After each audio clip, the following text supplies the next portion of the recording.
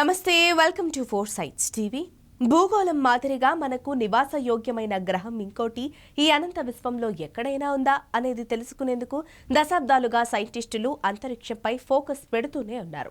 తాజాగా అచ్చం భూమిలాగే ఉన్న మరో సూపర్ ఎర్త్ను అమెరికా అంతరిక్ష సంస్థ నాసా సైంటిస్టులు కనుగొన్నారు.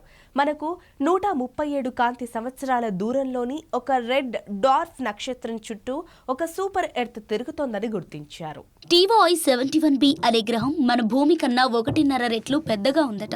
మన సూర్యుడు కాకుండా విశ్వంలోని ఇతర నక్షత్ర వ్యవస్థలో మన భూమి కన్నా పెద్దగా నెప్ట్యూన్, యురేనస్ కన్నా చిన్నగా ఉండే గ్రహాలను సూపర్ ఎర్త్ అని పిలుస్తుంటారు. తాజా సూపర్ ఎర్త్ ను ట్రాన్సిటింగ్ ఎక్స్ప్లానెట్ సర్వే శాటిలైట్ ద్వారా గుర్తించామని నాసా వెల్లడించింది. మన సూర్యుడి కన్నా చిన్నగా, చల్లగా ఉండే నక్షత్రం చుట్టూ ఇది తిరుగుతున్నట్లు తెలిపింది. ఈ సూపర్ ఎర్త్ కేవలం 19 రోజులకు ఒకసారి తన నక్షత్రాన్ని చుట్టి వస్తోందట. అంటే దీనిపై 19 రోజులకే ఒక ఏడాది గడిచిపోతోందట.